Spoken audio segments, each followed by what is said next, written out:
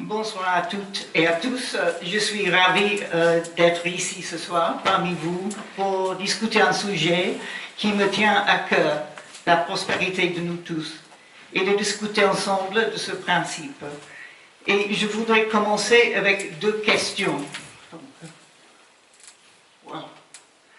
Comment définir la prospérité intelligente et à quoi devraient servir nos économies? Ce sont de bonnes questions, mais avons-nous de bonnes réponses? Il est devenu de plus en plus clair que nos paradigmes économiques contribuent aux plus grands défis de notre époque, plutôt que de nous diriger vers un avenir durable et prospère, comme Nicolas Hulot le montre dans son film. Regardons.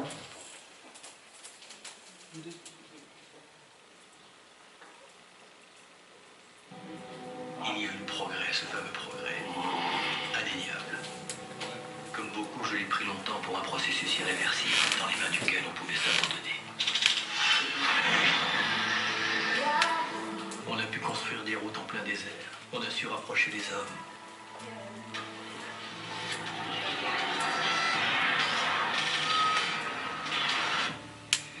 Je nous observe standardisés, quasi désintégrés. Je nous regarde balloter entre le virtuel et le réel que l'on n'arrive même plus à distinguer.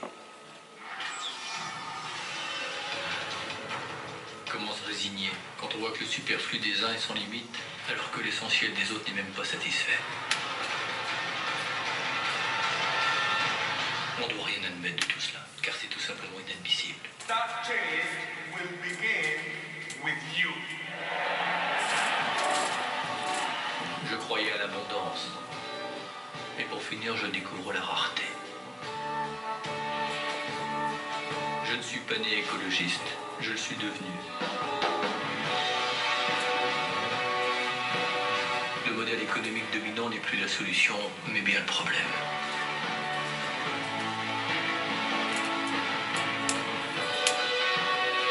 Je suis un enfant aussi, moi, de cette société de consommation. Je dois avancer pas à pas vers plus de cohérence. Jusqu'où suis-je prêt vraiment à aller dans le choix, dans le renoncement? Bon. Nous prenons les matériaux de la planète, nous fabriquons ce que nous voulons, et quand nous en avons fini, nous les jetons. Nous épuisons et détruisons les systèmes de soutien de la vie de la planète, tels que le sol et l'eau. Regardez cette image du lac Tchad, au centre de l'Afrique, qui s'est rétréci de 90% depuis les années 60 à cause du changement climatique et de la surexploitation humaine.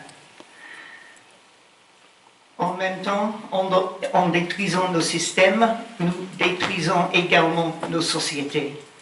Nous nous trouvons maintenant dans une situation où nous sommes de plus en plus confrontés à un système à deux vitesses. Depuis le début du siècle, la moitié la plus pauvre de la population mondiale n'a reçu qu'1% de l'augmentation totale de la richesse mondiale. Au cours de la même période, la moitié de la nouvelle richesse générée dans nos économies est allée aux 1% des plus riches.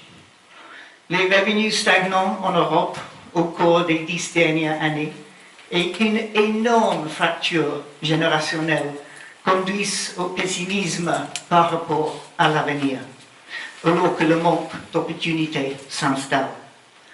Au Royaume-Uni, par exemple, 53% des gens croient que les jeunes d'aujourd'hui auront un niveau de vie moins bon que leurs parents.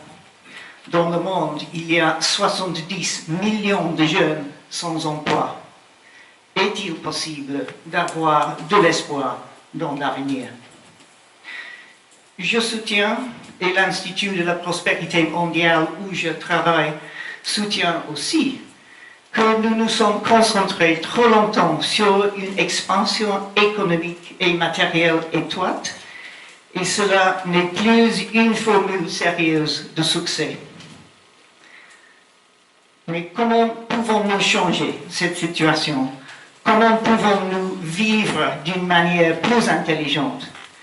Qu'est-ce que c'est la prospérité intelligente Et est-ce quelque chose que nous pouvons accomplir? Dans cet exposé, je veux d'abord expliquer pourquoi nos vieilles idées sur la croissance et l'économie ne peuvent plus être une solution pour notre avenir. Et ensuite, je vais donner quelques exemples de prospérité intelligente. Nous sommes confrontés à un certain nombre de défis pour la prospérité aujourd'hui. Les inégalités, le changement climatique, la perte de biodiversité et insécurité alimentaire, les infections zoonotiques comme le virus Ebola, le sida, la tuberculose et la grippe aviaire. Mais sans doute, le plus grand défi pour la prospérité est notre façon de penser l'économie et notre fascination pour la croissance économique.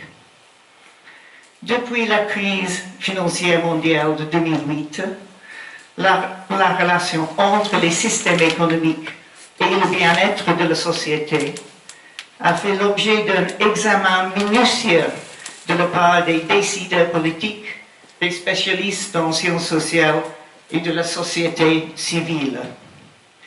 Ils ont remis en question la pertinence des politiques qui poursuivent la croissance économique comme une fin en soi, plutôt que comme un moyen de prospérité et de progrès social. Comment pouvons-nous nous concentrer plus directement sur ce qui compte pour les gens ordinaires, sur leur qualité de vie? La croissance économique, mesurée par l'augmentation du PIB d'une nation, n'améliore pas automatiquement la santé, le bien-être ou les opportunités des citoyens. La France a eu un rôle important à jouer dans ce débat avec le lancement de la commission Stiglitz en 2009, en mettant l'accent sur le bien-être individuel, à la fois subjectif et objectif. Un résultat très positif a été que le Premier ministre britannique ne voulait pas être vu à la traîne par rapport aux Français. En conséquence, il a rapidement pris des initiatives au Royaume-Uni pour mesurer le bonheur. Mais, comme en France, cet enthousiasme du bien-être et de sa mesure fait peu de différence pour la qualité de vie des gens ordinaires. Il y en a beaucoup en France qui croient que la commission Stiglitz est restée sans suite politique ou idéologique auprès des dirigeants. Cependant, la société civile continue à travailler sur les nouveaux indicateurs de progrès au-delà du PIB, introduits par cette commission, dans une vision renouvelée du développement humain durable. Mais il n'y a pas que la France. Par exemple, ici, nous voyons une autre proposition appelée progrès social impératif. Elle produit un indice qui inclut des données provenant de 128 pays, accompagnées de 50 indicateurs, et saisit le progrès social de trois manières: les besoins humains fondamentaux, les fondements du bien-être et les opportunités. Leur analyse montre que les pays atteignent des niveaux de progrès social très divergents, même à des niveaux similaires du PIB par habitant. La relation entre le développement économique et le progrès social n'est pas linéaire. Cela signifie que la relation entre la croissance économique et la qualité de vie n'est pas linéaire. Cependant, ce n'est pas clair de quelle manière la croissance peut être mobilisée pour soutenir une prospérité redéfinie comme un épanouissement humain amélioré et durable. Les politiciens le reconnaissent parce qu'aujourd'hui, nous les entendons parler de plus en plus de croissance verte, de croissance inclusive, de croissance résiliente, de croissance équilibrée. Mais encore, le discours porte sur la croissance et non pas sur la qualité de vie. Nous aurons besoin de réinventer nos économies pour qu'elles produisent des richesses humaines, sociales et planétaires. Nous savons que nous vivons maintenant à l'époque de l'Anthropocène, qui symbolise le résultat de l'activité humaine sur les systèmes vivants de la planète, en changeant sa forme physique. Nos manières de vivre et de consommer ont modifié les systèmes vivants dont nous dépendons. Et pourtant, nous sommes toujours attachés à notre modèle économique basé sur la croissance.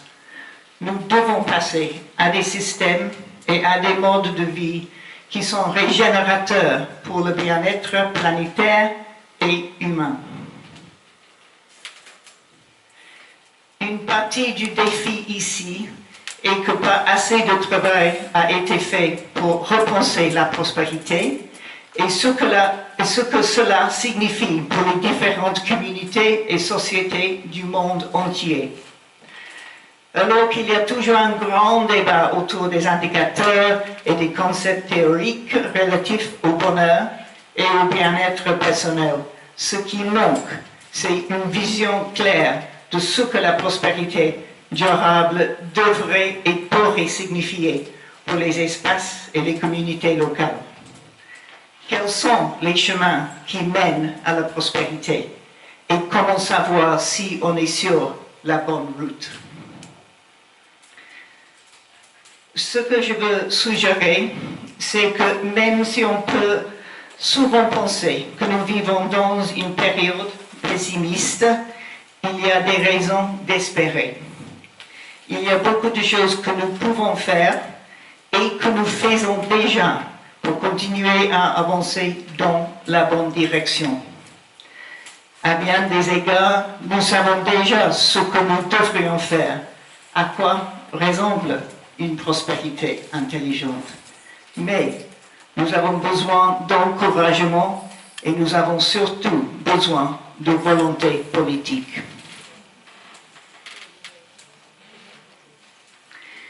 Une étape importante sur la voie vers la prospérité intelligente serait de nous laisser guider par la nature.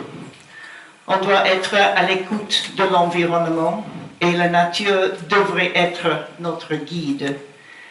Mais les cultures du monde diffèrent dans leur point de vue sur le monde naturel. En Angleterre, si vous dites que vous êtes en contact avec la nature ou que vous écoutez la nature, vous serez toujours considéré comme un peu fou, certainement comme un peu déjanté. Cependant, en Amérique du Sud et en Afrique, les sociétés soulignent l'importance de vivre en harmonie avec les hommes et la nature. Par exemple, en 2008, l'Équateur a adopté une nouvelle constitution fondée sur une nouvelle forme de coexistence citoyenne avec la nature. Le but de cette nouvelle constitution était Buen Vivir, ou bien vivre. Dans la Constitution, la nature a le droit au respect de son existence, à la régénération et la continuité de ses cycles de vie. Elle a également droit à la réparation et à la restauration. En 2017, la Nouvelle-Zélande a déclaré que les rivières et les montagnes avaient les mêmes droits légaux qu'un être humain. Ces nouvelles lois reflètent la vision du monde des tribus maoris qui se considèrent comme faisant partie du monde naturel, vivant à égalité avec les montagnes, les rivières et les mers. Même il y a 20 ans, il aurait été impensable qu'un pays reconnaisse les droits de la nature de cette manière. De nombreuses sociétés à travers le monde commencent à se tourner vers une compréhension plus profonde des interactions complexes à long terme entre les ressources, les peuples et l'environnement. L'une des plus importantes de ces interactions concerne la façon dont nous produisons nos aliments. Il y a maintenant une reconnaissance grandissante de l'agriculture en tant que système écologique, aussi bien que système socio-économique dominé par l'homme. À partir des années 1960, la révolution verte a vu des pratiques agricoles industrielles transplantées dans les pays les plus pauvres. Dans la seconde moitié du XXe siècle, son succès a semblé invulnérable. La récolte mondiale de maïs, de blé et de riz a triplé, passant de 640 millions de tonnes en 1960 à près de 1,8 milliard de tonnes en 2000. Mais le coût énorme pour la terre et les gens est indéniable maintenant. Un rapport récent des Nations Unies a montré que les performances agricoles du passé ont ravagé la fertilité des sols. La révolution verte s'est faite au détriment de la dégradation des sols, de la salinisation des eaux irriguées et de la surexploitation des eaux souterraines. Ajoutez le changement climatique à ce mélange et vous avez les ingrédients des futurs désastres. Alors que la population de l'Afrique devrait doubler d'ici 2050, les rendements des cultures pourraient chuter de près de 20% au cours de cette période. De plus, depuis le début du siècle dernier, 75% de la diversité génétique a été perdue, car les agriculteurs ont abandonné la variété locale au profit des variétés génétiquement uniformes à haut rendement. En fait, je pourrais illustrer ce point dans un contexte que je connais bien depuis plus de 35 ans, le Kenya. Et là, la productivité des terres cultivées du pays a diminué de 40% entre les années 80 et les années 2000 à cause de la dégradation des sols. Ce phénomène a été accompagné d'une explosion démographique car la population a doublé entre-temps. Au Kenya, environ 4 millions de personnes reçoivent encore de l'aide alimentaire chaque année. Et si nous regardons la situation dans son ensemble, malgré les succès enregistrés dans la réduction de la faim dans le monde, 800 millions de personnes dans le monde souffrent de sous-alimentation chronique. La croissance démographique a provoqué des pratiques agricoles à rendement court-termiste, mais ça coûte cher au sol. Nous sommes de plus en plus dépendants d'un cocktail d'engrais, de pesticides et d'antibiotiques dans l'agriculture conventionnelle. Mais il y a des alternatives. Voilà. L'agroécologie, par exemple, est une approche qui prend en compte les écosystèmes naturels et utilise les connaissances locales pour planter une diversité de cultures. Ce type d'agroécologie soutient et consolide la durabilité du système agricole dans son ensemble. La France a décidé en 2012 de lancer un projet agroécologique pour se positionner comme leader dans ce secteur. Regardons le témoignage de M. Durand, qui est agriculteur dans le Tarn.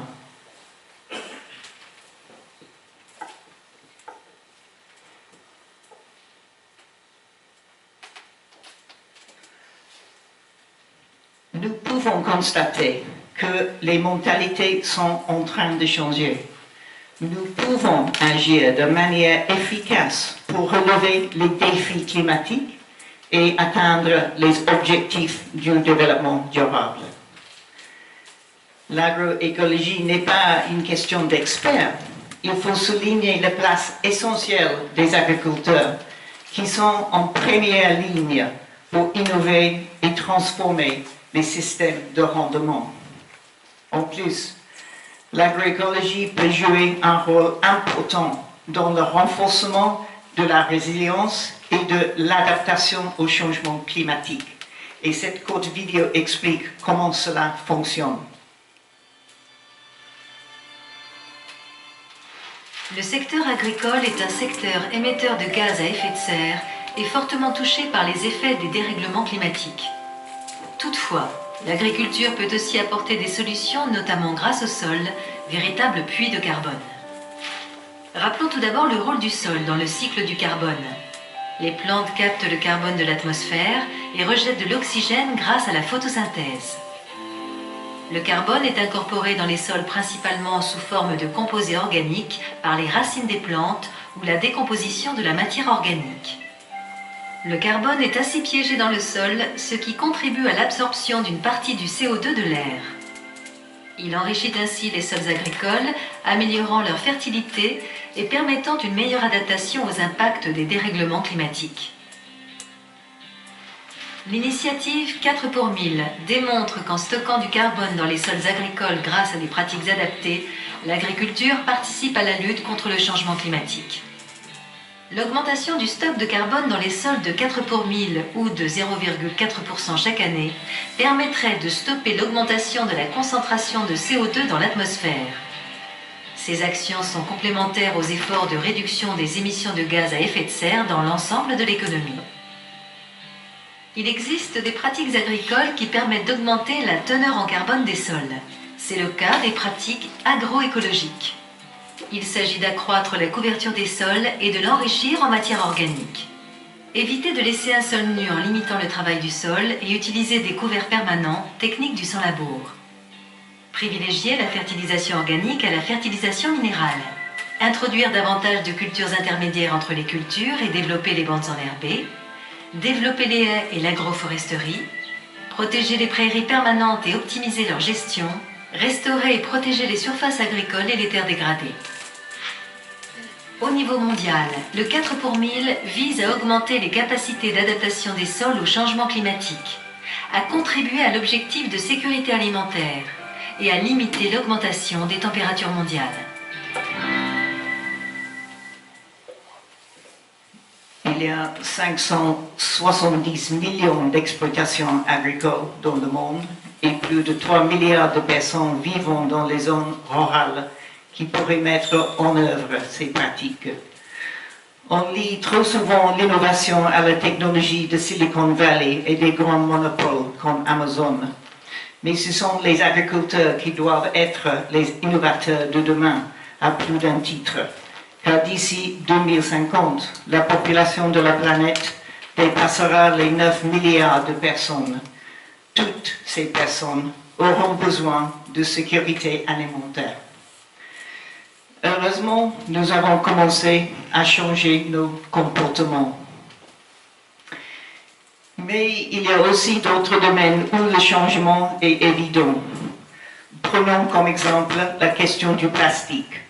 Le plastique n'existe que depuis environ 100 ans. Il a été inventé par un Belge qui vivait à New York. Mais les sacs en plastique ne sont apparus que dans les années 60. Le plastique est une invention géniale.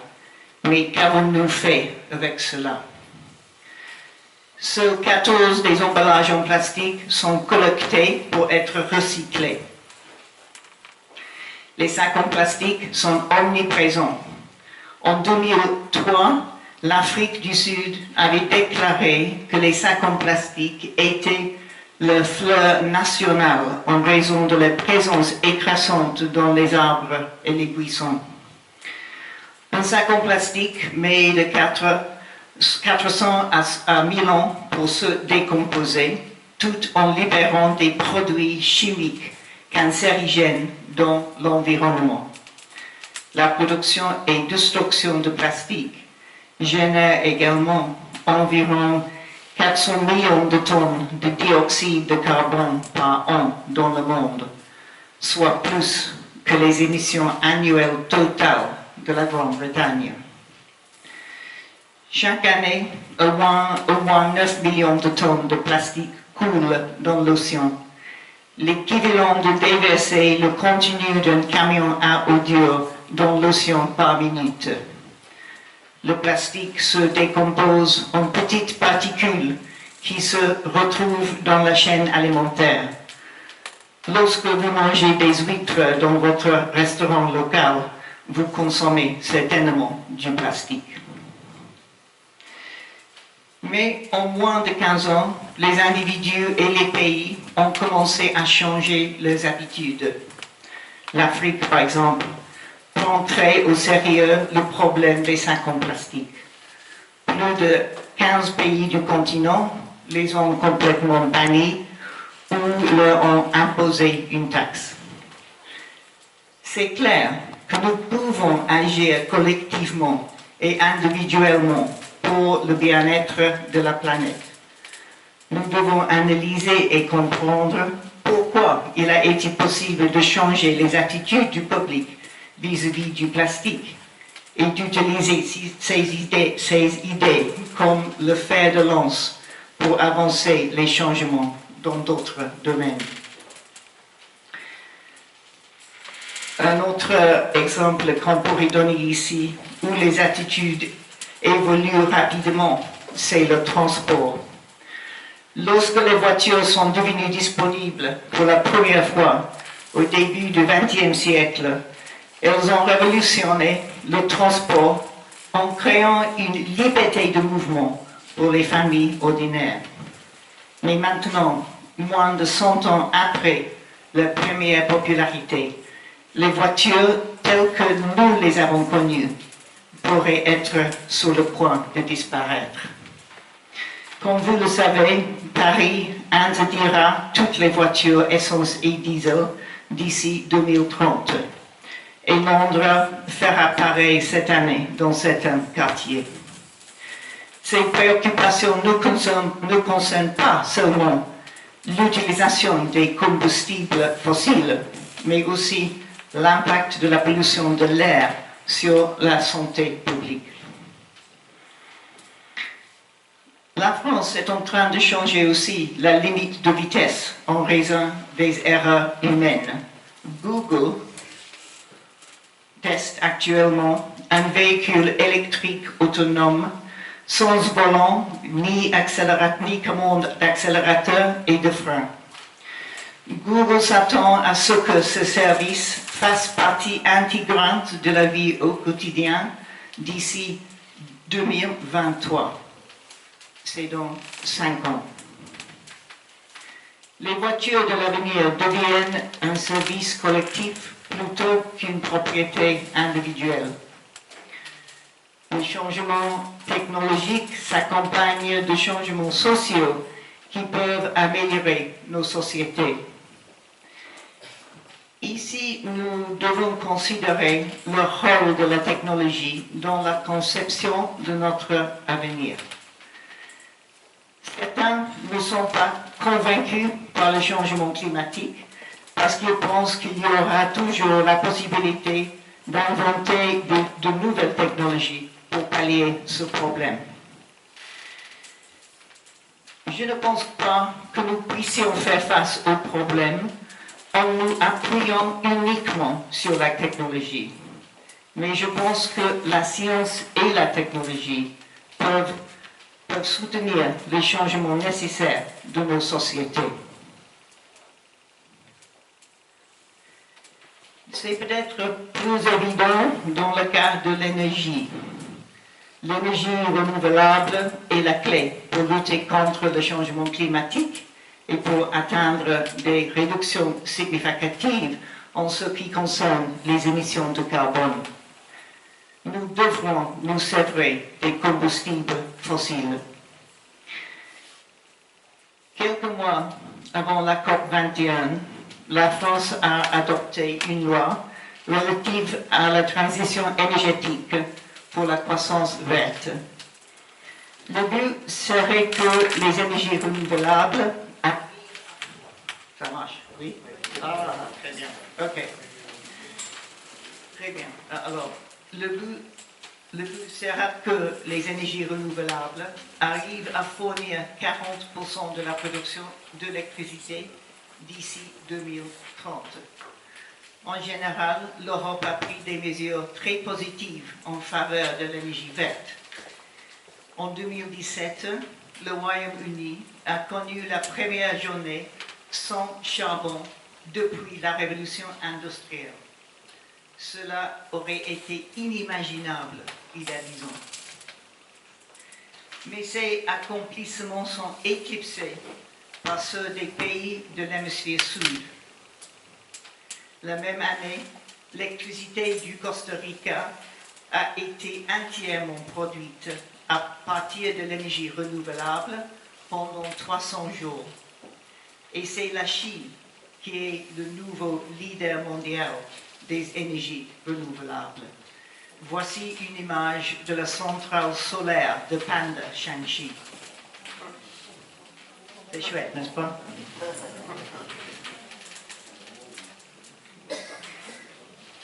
Cependant, l'État n'est pas tout.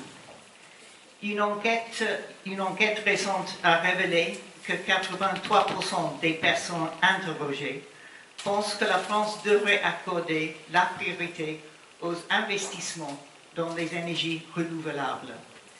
Mais quand on demande aux Français à qui ils font confiance pour fournir de l'énergie verte, ce n'est pas le gouvernement, ni les grands producteurs comme EDF. Ils font confiance aux coopératives énergétiques citoyennes et aux associations locales. Le concept de citoyenne de l'énergie est en réalité plus large que les ménages individuels plaquant des panneaux solaires sur le toit. Il inclut également les systèmes d'énergie verte gérés par les municipalités, les écoles, les hôpitaux ou les bâtiments gouvernementaux, ainsi que les petites entreprises. Nous avons maintenant le potentiel pour que les communautés produisent et gèrent leur propre énergie. Mais on peut faire plus que ça.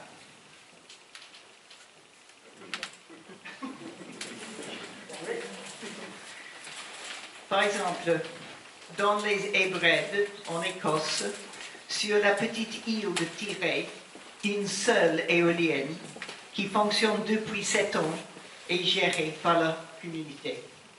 Les bénéfices de la production d'électricité, plus de 150 000 livres sterling par an, sont réinvestis pour la communauté.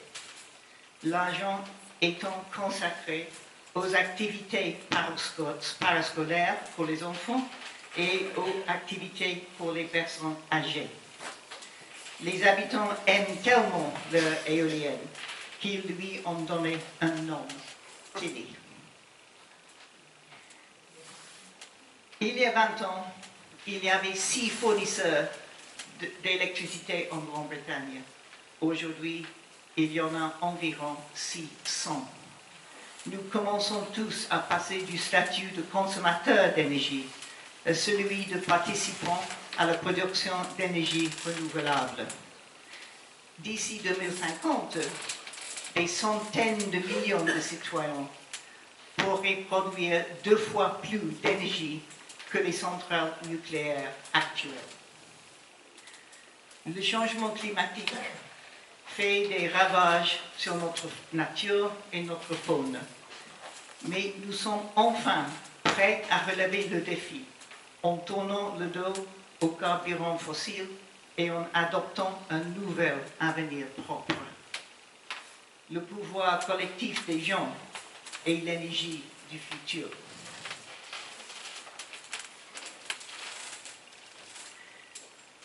Pendant des siècles, les grands philosophes, Platon, Socrate, Rousseau, Hobbes, Locke, ont discuté les obligations morales et politiques et les règles écrites et non écrites qui doivent être à la base d'une société. Leur intérêt portait sur la façon dont les sociétés sont formées et comment elles devraient être gouvernées. Si nous voulons viser la prospérité intelligente, nous aurons besoin de développer un nouveau contrat social pour le XXe siècle, une nouvelle façon de nous gouverner. Mais en quoi consistera-t-il? Encore une fois, je suggère que nous allions de l'avant en nous appuyant sur ce que nous avons déjà commencé. Je pense ici aux objectifs de développement durable des Nations Unies, les ODD. Les ODD sont un programme destiné à ne laisser personne de côté. Ils sont basés sur les 5 P. Les peuples du monde, la prospérité, la planète, la paix et le partenariat. Les 17 objectifs sont ambitieux et ils suscitent beaucoup de critiques. Mais leur valeur réside dans la manière dont ils poussent la prospérité future vers la justice sociale et la gestion des systèmes écologiques dont nous dépendons tous. Ils soulignent que la prospérité du futur doit être basée sur un partenariat entre les personnes et la planète. C'est un nouveau départ et un grand pas en avant, car il définit un cadre d'action, celui qui dépend à la fois de nourrir nos relations avec les autres humains et avec le monde naturel. C'est en effet la toute première fois que nous avons envisagé un contrat social qui intègre le futur de la planète. Si nous voulons prospérer au XXe siècle, nous devrons nourrir notre planète et nos sociétés de nouvelles façons. Cette année marque le 70e anniversaire de la Déclaration universelle des droits de l'homme. Et pourtant, nous semblons plus éloignés que jamais de notre objectif de vivre dans des sociétés plus inclusives et plus justes. Il y a une crise autour de la façon dont nous nous gouvernons et comment nous devrions vivre avec les autres.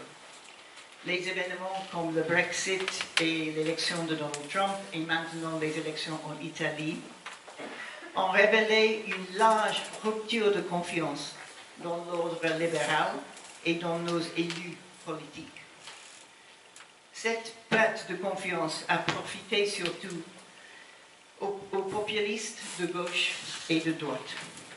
C'est aussi une réaction directe à la manière dont la richesse est générée et distribuée dans nos sociétés.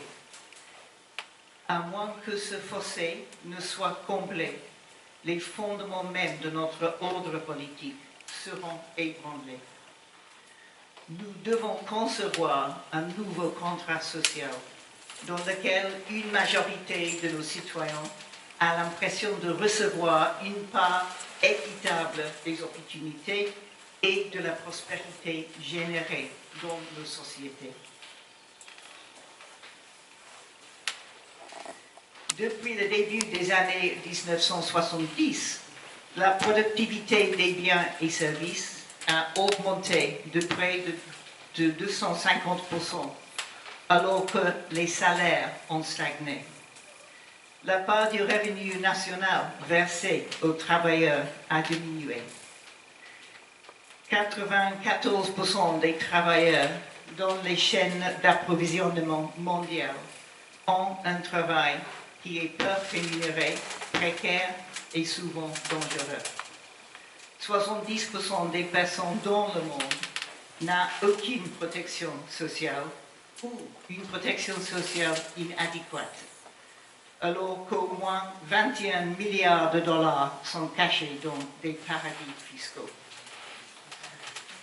Au Royaume-Uni, entre 17 et 20% des personnes vivent en dessous du seuil de pauvreté. selon la façon dont vous calculez les chiffres. En Europe, la pauvreté des travailleurs a connu une forte augmentation depuis 2008. La structure de l'emploi est aussi en train de changer. Beaucoup plus de gens sont employés dans l'économie des petits boulots et le travail flexible, formant une nouvelle sorte de micro-entrepreneuriat. Dans ce monde du travail du futur, les travailleurs sont de moins en moins protégés et leurs besoins ne sont pas sécurisés. Au Royaume-Uni, 30% des travailleurs disent qu'ils ne gagnent pas assez pour faire face au coût de la vie. 30%. Comme l'a dit un commentateur, c'est formidable que l'emploi au Royaume-Uni soit en hausse. C'est juste dommage que les travailleurs soient si misérables. Pour échapper à la pauvreté, il ne suffit plus d'avoir un travail. Avoir un emploi ne garantit pas la qualité de vie. Nous avons besoin de politiques gouvernementales axées sur le travail décent et sur la manière dont nous pouvons gérer des transformations économiques et sociales qui connaissent les sociétés du monde entier. Permettre l'augmentation des inégalités est un choix politique et un mauvais choix. Notre modèle économique actuel nous laisse tomber. Nous commençons à le reconnaître maintenant parce que la situation est si mauvaise en Europe même. Par exemple, le Royaume-Uni est l'un des pays les plus riches du monde et nous avons actuellement 8 millions de personnes souffrant d'insécurité alimentaire et plus de 4 millions d'enfants qui vivent dans des logements si froids et humides qu'ils entravent leur développement. Mais le contrat social moderne dont nous avons besoin n'est plus seulement un contrat entre l'État et le citoyen, comme à l'époque de Rousseau. Il faut incorporer la planète, comme nous l'avons vu, mais aussi les entreprises grandes et petites. Nous avons besoin de nouveaux modèles d'affaires où les entreprises se révèlent être des acteurs responsables. L'économie mondiale actuelle repose sur plus de 20 millions de personnes travaillant dans des formes d'esclavage moderne et 150 millions d'enfants travaillant dans les champs, les usines, les mines et les décharges qui sont invisibles, négligés et sans protection. Le développement durable ne concerne pas seulement l'empreinte carbone et les chaînes d'approvisionnement écologique. Il est nécessaire aussi que les entreprises intègrent des facteurs sociaux et environnementaux dans leurs décisions d'investissement. Mais surtout, elles doivent s'associer aux citoyens ordinaires pour construire une économie plus juste et une prospérité plus intelligente. Nous avons tous un rôle à jouer dans la création d'une prospérité intelligente. Ce n'est pas impossible. Nous pouvons commencer en nous appuyant sur ce que nous faisons déjà. Mais nous devons en faire plus pour stimuler l'innovation sociale et la transformation économique. Les petits changements consistent à réparer le passé. La transformation consiste à créer le futur. Merci beaucoup.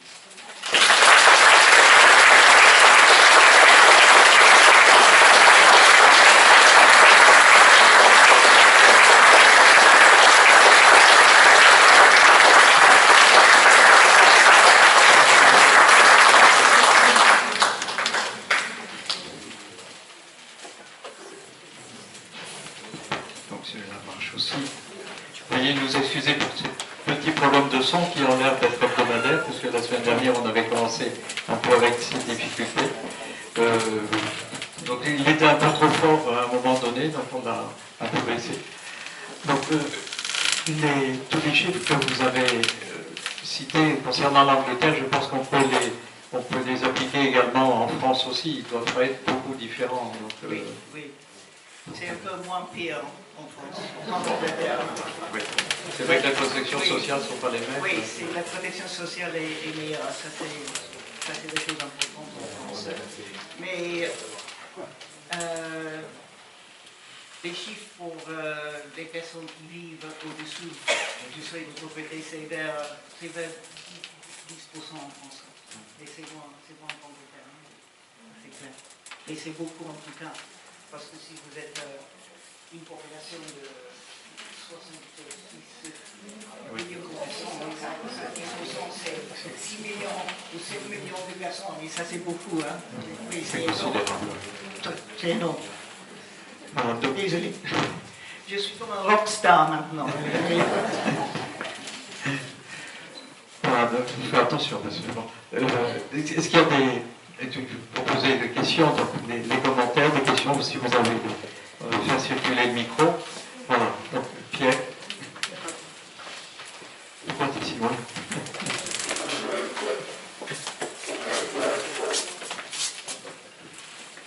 Bonsoir mesdames. En fait, vous avez commencé votre propos en parlant finalement de décroissance. Donc vous n'avez pas employé le mot, mais vous avez dit que finalement il fallait arrêter la croissance. Donc vous avez peut-être un certain sens politique, effectivement, mais je ne pense pas que nos politiques aujourd'hui puissent évoquer le mot de décroissance, parce que sinon ils prennent le risque de ne pas être élus, parce que finalement, je ne pense pas qu'il y ait beaucoup de personnes qui soient prêtes à renoncer à un certain nombre de choses. Si on regarde le Progrès, par exemple, il y avait une 2 chevaux à l'époque qui faisait 600 kg, qui consommait 4 litres au 100. Et donc c'est une voiture qui se vendait bien, mais celle qui se vend le plus aujourd'hui, c'est éventuellement un crossover ou un monospace, d'accord, qui consomme toujours 6 ou 7 litres au 100, mais qui fait 3 fois le poids de la voiture. Donc quelque part, l'envie de la population, c'est d'avoir plus de confort, une voiture plus importante, qui soit bien lourde, etc. Et donc effectivement, il faut quand même... Vous avez donné les pistes, mais il faut faire comprendre aux gens, finalement, que ce que l'on a, mais il va falloir en laisser un petit peu aux autres, et donc passer avec des voitures beaucoup moins énergivores, qui peut-être consomment qu'un litre au 100, passer à des modes de transport beaucoup plus doux, et que c'est une évolution. Or, aujourd'hui, c'est vécu par la population comme l'inverse. Dans les politiques, ils nous ressemblent, et ils font ce que veut le peuple. Oui. Mais il y a...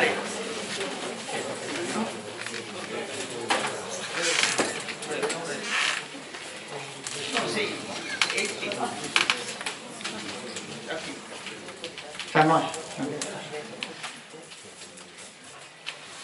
C'est pas possible de trouver une solution pour les défis qui nous concernent aujourd'hui. Hein. La situation est complexe, hein, mais c'est clair que le transport est le principal émetteur du gaz à effet de serre. Donc, si on change la mode de transport, on pourrait faire un grand pas en avant, quand j'ai dit, hein, et je suis convaincu de ça. Mais ce que je veux souligner est que, même que les médias disent, et tous les autres qui sont contre ces changements, on a déjà fait des changements, on a déjà commencé. Il y a un envie, je crois, en France et en Angleterre et partout dans le monde, même en Afrique, pour changer cette situation. Et c'est pas une question d'un choix entre la croissance et la décroissance. Hein. C'est souvent fait comme ça, un choix. Hein. Il faut avoir un peu une croissance modeste dans l'économie, oui, mais c'est une réduction des choses qui ne sont pas nécessaires à cette époque, parce qu'il y a des autres façons de faire des choses. Hein. Avec la technologie, par exemple, il y a beaucoup de choses qu'on peut faire avec les technologies. Et quand on a les véhicules autonomes, par exemple, j'en suis sûr qu'il y a beaucoup de gens qui préfèrent d'utiliser ce véhicule, hein, parce qu'on peut aller dîner le soir et boire quelque chose. Hein. C'est pratique, hein. C'est pratique. Il y a beaucoup qui veulent faire ça. Hein. Et il y a des autres technologies qui sont importantes. Par exemple, on pourrait discuter les OGM. Et ça, c'est difficile. Hein. C'est une question contestée par tous les OGM. Hein. Mais ils ne sont pas tous mauvais pour la santé et pour l'avenir. Hein.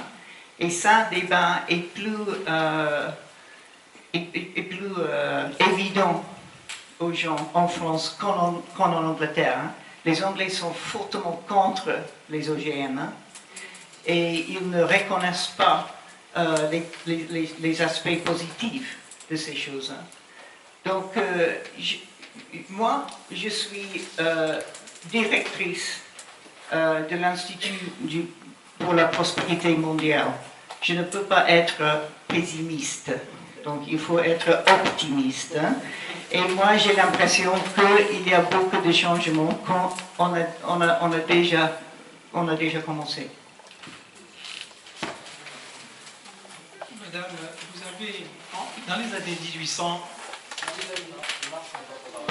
dans les années 1840, 1850, 1870, 1900, en Europe, la situation sociale des hommes, des femmes et des enfants était extrêmement mauvaise, sur le plan de la santé, sur le plan de l'habitat, sur le plan des moyens de communication, etc., etc. Beaucoup de gens vivaient dans quasiment des taudis. Aujourd'hui, la situation sociale, non pas de ces mêmes personnes, mais de leurs descendants, est on ne peut plus confortable. La santé a fait des progrès extraordinaires, on gagne, paraît-il, 6 heures par jour de vie. Enfin, je ne vais pas vous refaire tout le discours que vous connaissez et que tout le monde connaît. Il y a donc eu un progrès absolument fantastique et incontestable lié à la technologie en 150 ans à peu près.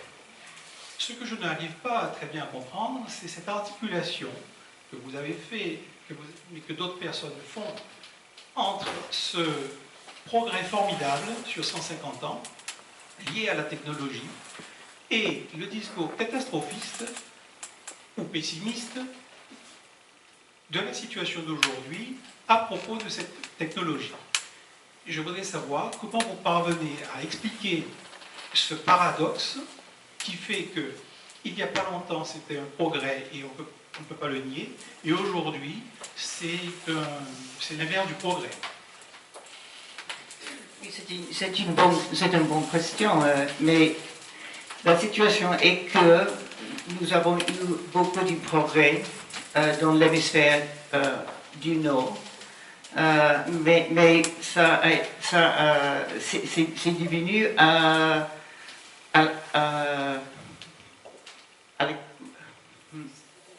pardon, juste un moment. Pour les peuples de l'hémisphère du Sud, c'est différent. Hein. Ils ont les impacts du changement climatique, mais ils n'ont pas créé le changement climatique. C'était nous qui avons fait ça. Donc nous sommes confortables, nous sommes plus confortables. Nous vivons plus longue, ça c'est clair. Hein.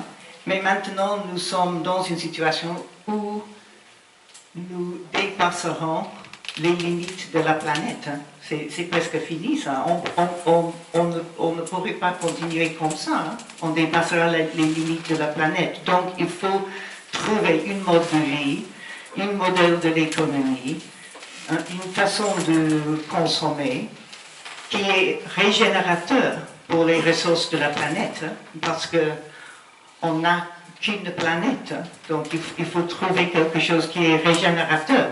Et si on a dans l'économie ou dans la société, si le but final de l'économie est la croissance économique, c'est pas bon pour nous. Hein. Il faut avoir une alternative. Il faut avoir le but comme la qualité de vie des gens, mais à travers le monde entier. C'est à mon avis. Hein.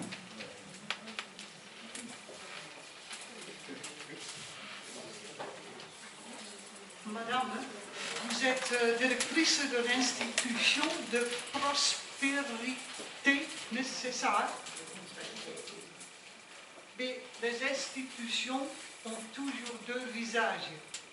Ils fonctionnent à... Ils ont côté bon, ils ont côté méchant. Et le côté méchant, je me méfie. Votre histoire, pour moi, c'est une histoire, vous racontez ça sans votre cœur. Je suis déçue.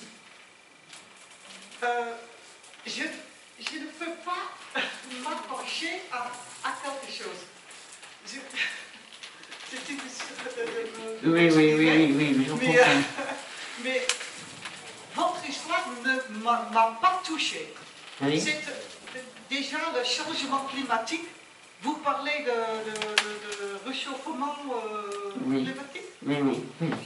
Je ne sais pas si c'est vrai cette histoire. Ça c'est... déjà, je me méfie.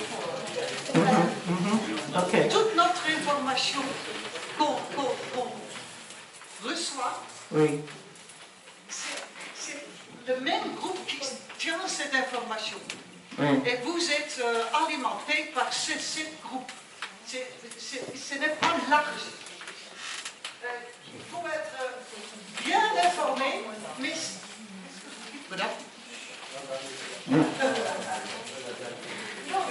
Je peux continuer, mais... Non.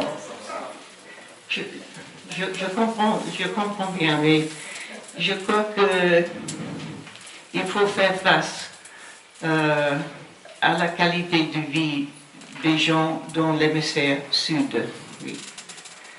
Ça veut dire la qualité de vie des gens à travers le monde entier. Et ça, c'est un problème pour nous, hein, parce que si on continue de suivre la croissance économique comme un bout en fin de soi, oui, on aurait à avoir des problèmes, hein, parce qu'on sait déjà que les ressources, comme l'eau par exemple, si vous n'êtes pas convaincu par le changement climatique, hein, même vous pouvez comprendre qu'il y a beaucoup de problèmes avec l'eau dans le monde. Par exemple, dans le moyen de l'Est, il y a beaucoup de conflits qui sont soutenus par ce manque de l'eau. Il y a un grand problème avec l'eau dans l'Aude. Heureusement, ce juin, il pleut tout le temps, avec les grands orages. Hein. Mais l'année dernière, c'était complètement différent. Hein. Et le manque d'eau, c'est un problème, hein, parce que si ou quand la population mondiale dépasse 9 milliards de personnes, il faut avoir assez de l'eau pour eux. Et comment on peut faire ça? C'est juste une question de... On a eu beaucoup de la croissance économique, comme j'ai dit à M. là, mais cette croissance a eu un prix. Il a coûté cher pour les gens et pour la planète. Donc il faut faire quelque chose de différent. Mais la question est, est-ce qu'on peut penser d'une chose différente? Qu'est-ce qu'on peut faire? Est-ce qu'on a des suggestions? Comment on peut savoir si on est sur la bonne route? Hein? Et j'ai proposé j'ai fait des propositions ce soir concernant ça. Oui? Mais c'est les ressources de la planète qui nous manquent maintenant.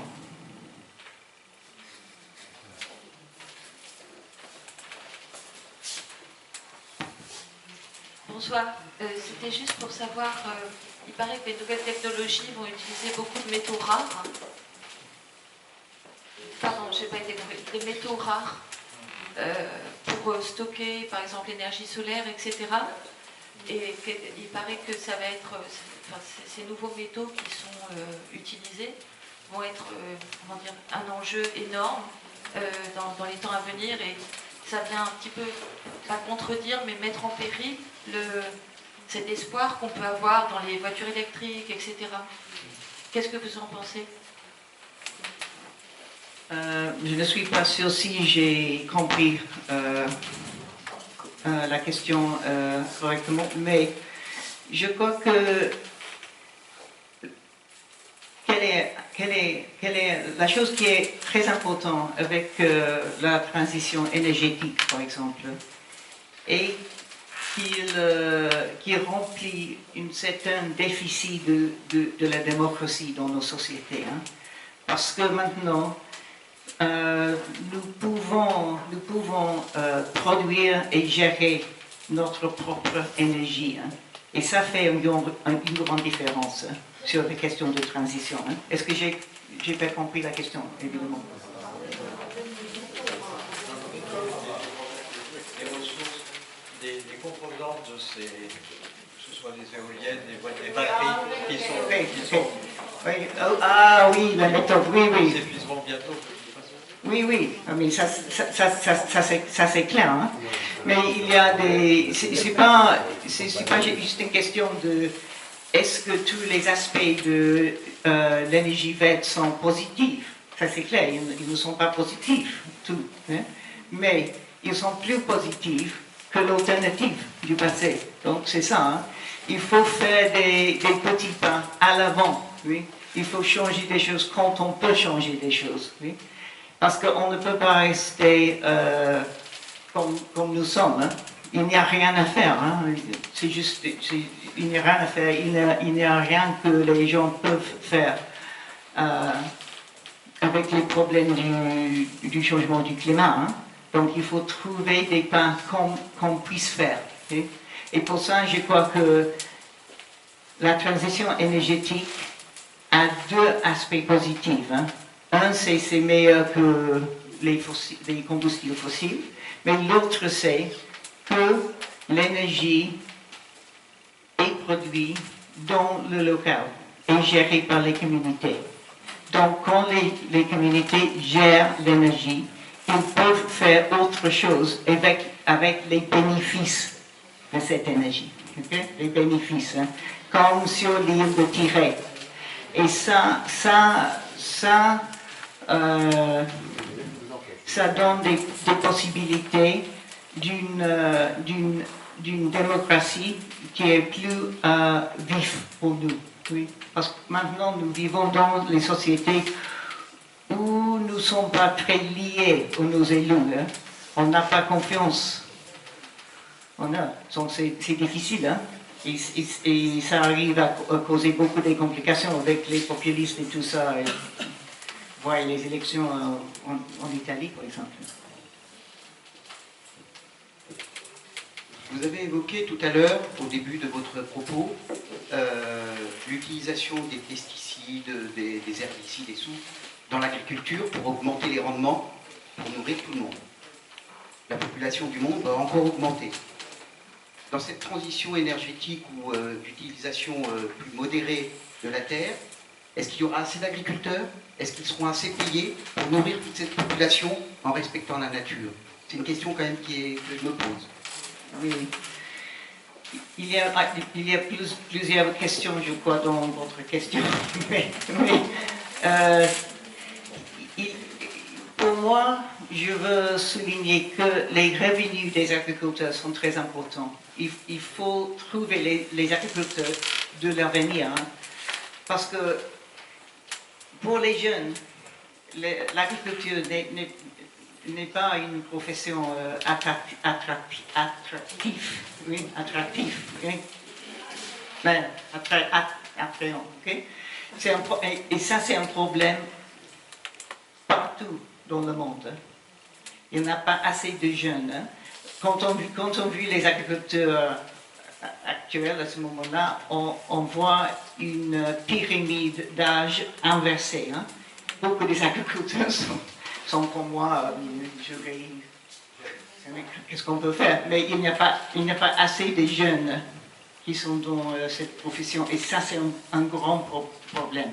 Mais avec les engrais et tout ça, il faut trouver une manière de vivre que j'imagine que beaucoup des agriculteurs préfèrent en tout cas. Ça veut dire de remplacer les engrais synthétiques avec les engrais organiques ou les engrais bien plus fatigués que les engrais du passé. Hein. Parce qu'en Afrique, c'est un problème il y a beaucoup de problèmes avec les engrais parce que ça cause l'acidification du sol très vite. Hein, et ça cause la chute de rendement des cultures. Hein, oui, et l'un suit l'autre. Hein, et c'est difficile d'éviter ça, hein, mais il faut trouver quelque chose pour éviter ça, parce que c'est en Afrique que la population mondiale augmente la plus vite qu'ailleurs. Oui, parce que c'est 2,6% par an. Et donc ça c'est beaucoup. Parce que d'ici 2050, une personne sur toi, c'est comment on dit ça? Une personne sur toi, une personne sur toi sera africaine dans la planète. Hein. C'est une énorme explosion démographique qui vient. Et ça c'est un problème. Donc, il faut trouver une solution pour l'agriculture en Afrique. Hein. Et pour ça, on ne peut pas continuer avec les engrais chimiques, hein, parce que c'est fini maintenant. Parce que moi, je travaille il y a des années au Kenya. Et je sais ce qu'il est le problème là-bas, vraiment.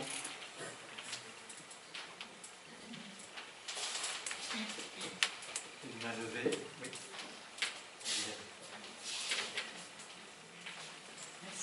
Sachant que nous vivons dans un monde fermé, comme vous nous l'avez dit, donc les ressources sont limitées. Nous avions fait venir dans un petit village de l'Aude en 2009 une conférencière sur le changement climatique. Oui. On lui avait demandé, l'organisateur, de cibler le changement climatique à l'horizon 2030 pour ce village. Oui. Il s'est trouvé que c'était les températures de Barcelone. Nous étions dans une salle comme celle-ci. Oui. La population a été vraiment très étonnée. Oui. Ensuite, nous avons fait venir un conférencier sur la résilience. Oui. Et sur les villes en transition, les villages en transition, notamment en Angleterre. Vous devez connaître très certainement le sujet. Oui. Donc 3 conférenciers, 3 thèmes qui traitent tous autour du futur. Oui. Eh bien, nous n'avons pas pu organiser une dynamique dans cette population pourtant attentive pour changer quelque chose à ces annonces, on va dire.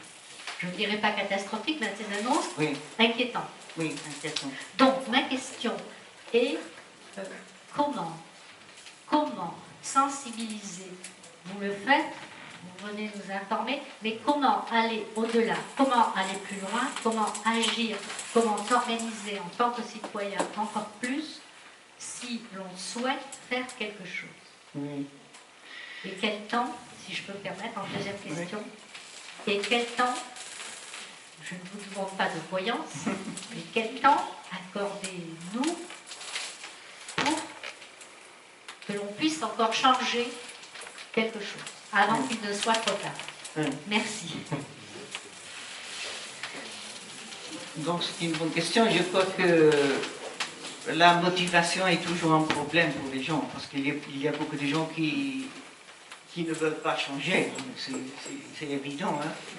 Mais moi, je souligne l'importance des jeunes en ce terme, hein, parce que les jeunes d'aujourd'hui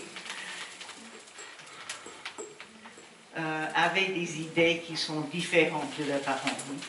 Ils se préoccupent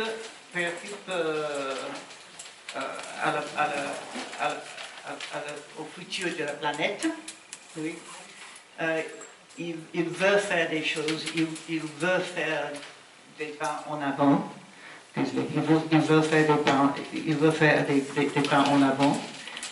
Et c'est eux qui va changer. Par exemple, le ministère de l'Agriculture et de l'Alimentation en France a annoncé que les restaurants publics en France, ça veut dire les restaurants dans les écoles, les hôpitaux et tout ça, doivent utiliser maintenant la nourriture, une certaine proportion de la nourriture de la région. Oui, de la région, une certaine proportion de la nourriture doivent être biologiques, oui, oui, doivent être préparées par les entreprises locales et tout ça. Oui. Et ça, c'est une bonne idée parce que ça merci. Les enfants dans l'école, oui, ils les préparent pour le futur. Hein. Parce que quand j'étais à l'école, personne ne mentionne pas le futur de la planète. Hein. C'était toujours la croissance économique, la consommation des choses, les grandes voitures et tout ça. Hein. On a comme le bourg, on avait une bonne carrière, mais surtout une grande voiture, une grande maison, et blablabla, comme ça. Hein. Mais maintenant, c'est différent pour les jeunes, je crois. Et je crois que les mentalités sont en train de changer. Hein.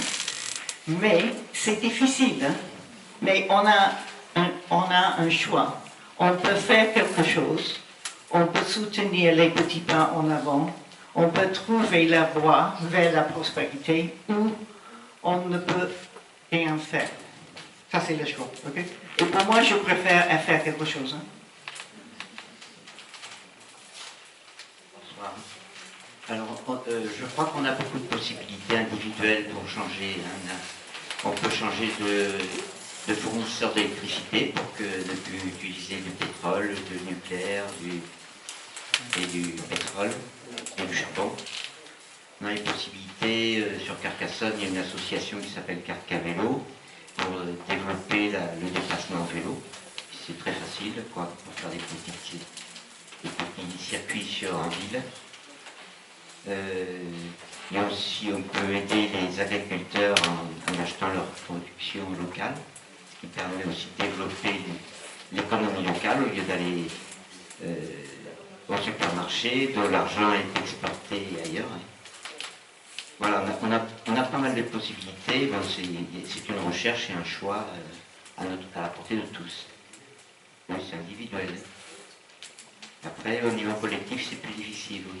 Mais bon, ça donne aussi, ça aide déjà d'aller dans une certaine direction et d'en parler aussi, les gens qui peuvent découvrir après qu'il y a d'autres possibilités que individuelles. Voilà. Oui, je suis d'accord, et merci bien pour ça, parce que c'était très clair.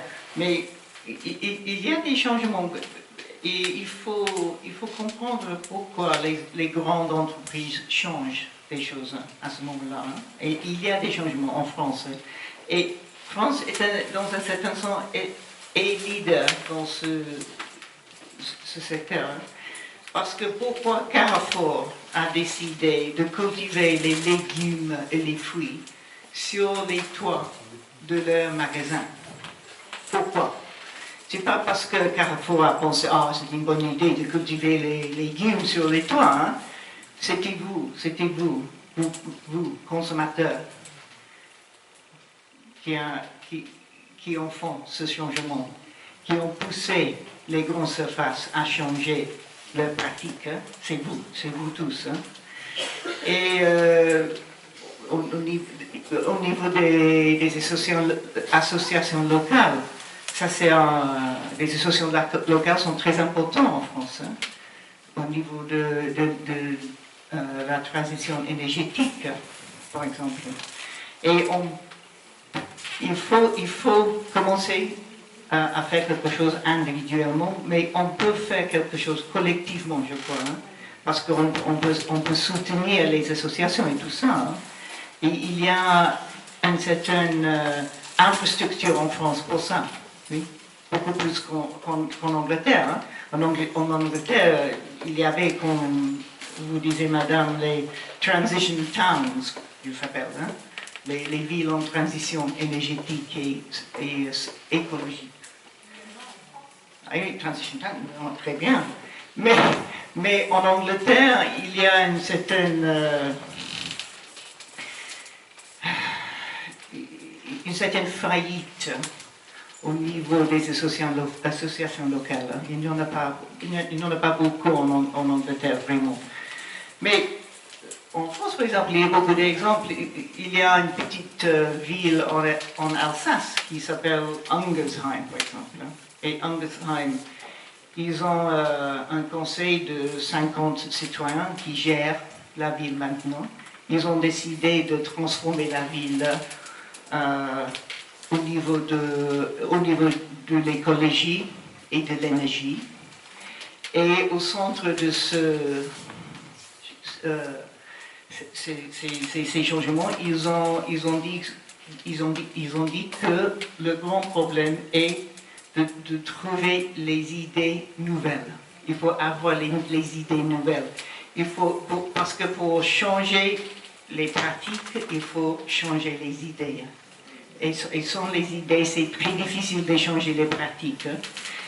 Donc nous avons tous, je crois, un rôle en changer le discours public.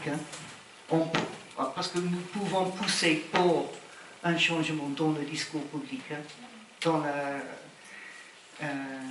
la vie politique, en France et en Angleterre.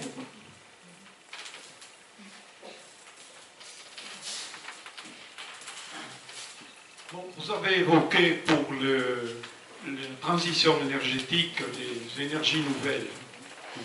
Est-ce que, en particulier avec une sorte d'échéancier, bon, les paramètres techniques sont quand même bien connus, mais on ne modifiera pas la puissance du soleil. On a des énergies complètement aléatoires. La nuit, le jour, le vent. Face à ça, on a des sociétés dont l'exigence de qualité du service électrique est de plus en plus grande. Bon. Donc, il faut apporter un complément. L'exemple de l'Allemagne actuellement est assez, pour illustrer cela, l'Allemagne a développé vers la mer du Nord énormément d'éoliennes et parallèlement, on a développé des usines pour brûler des charbons de mauvaise qualité pour compléter. Alors, ma question est la suivante. Est-ce qu'on ne va pas, même si les paramètres techniques pour stocker l'énergie, on peut le faire sur le plan chimique, hein, par exemple, transformer l'énergie solaire en faisant de l'électrolyse et avoir de l'hydrogène, par exemple. Mais ceci est extrêmement coûteux. C'est déjà extrêmement coûteux pour l'ensemble. Est-ce qu'on ne se heurte pas dans l'immédiat, avec l'état technologique de la planète, à un mur financier dont les États ne seront incapables de franchir ces étapes? Alors, est-ce que afficher une transition énergétique à 10, 15, 20 ans n'est pas utopique en immédiat? Oui, mais encore il y a plusieurs questions dans votre question, je crois. Mais c'est difficile de répondre à toutes les questions, mais il y a un problème avec les besoins des grandes usines et des grandes entreprises, hein, avec l'énergie solaire, par exemple. Il faut ajouter quelque chose, ça c'est clair. Hein. Mais je crois que la technologie des éoliennes, ou ça veut dire l'énergie qui vient du vent, la technologie augmente et améliore tout le temps. Mais pour cette transition énergétique, il faut comprendre que c'est nécessaire aussi de changer notre modèle de l'économie, notre modèle de consommation. Peut-être c'est le fin des grandes usines, peut-être, par exemple.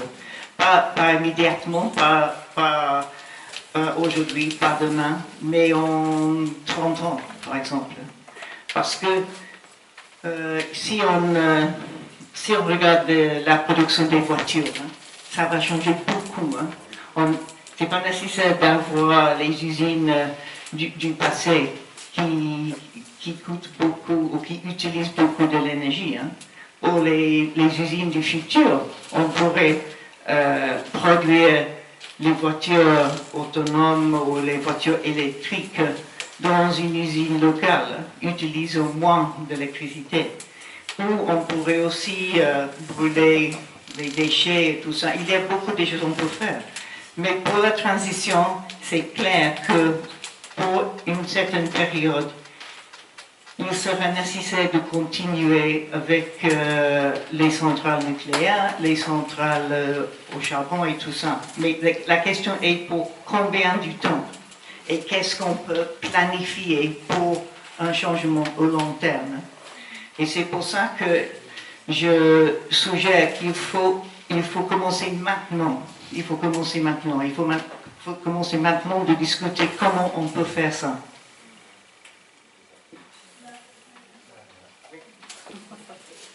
Mais tu penses aussi qu'il faudrait réduire notre train de vie et nos habitudes et nos besoins. Et pour faire ça, il faut que quelque chose se passe au niveau de la pensée. Oui, la pensée. Comment hein, oui, il faut accepter qu'on doit réduire leur consommation et ça veut dire qu'on doit réduire notre train de vie. Oui, peut-être c'est une question de... C'est pas une question, je crois, de... C'est certainement une question de changer la consommation, mais c'est pas nécessairement une question de l'austérité dans ce changement. Okay? On peut changer la consommation en faveur des choses qui sont meilleures. Oui, par exemple, pourquoi il est nécessaire d'avoir une pomme dans l'épicerie ou dans les grandes surfaces qui sont absolument parfaites? Pourquoi c'est nécessaire d'avoir ça? Pourquoi on ne peut pas avoir une pomme qui est un peu déformée ou qui n'a pas la couleur qui est privilégiée par les consommateurs? Ou pourquoi pas on ne peut pas avoir une pomme qui est en forme d'une poire, par exemple? Quel est le problème exactement avec ce pomme? Hein? Mais on ne sait que si on veut perfectionner cette sorte de production de l'alimentation, on aura un grand problème au futur. Hein? Parce que nous pouvons tous manger des pommes qui ressemblent les poires, pourquoi pas? C'est pas très difficile. Hein? Et je ne me souviens plus les chiffres, mais il y a un économiste qui a calculé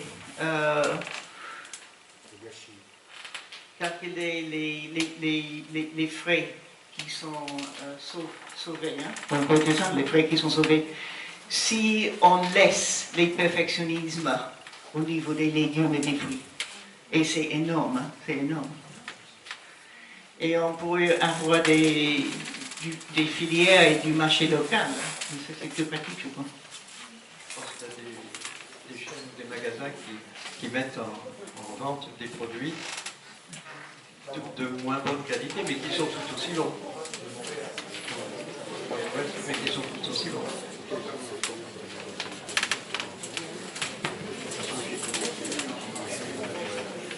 Voilà, d'autres questions? S'il n'y a pas d'autres questions, donc, non. Voilà, je remercie Henrietta, le professeur Moore. Merci à vous tous.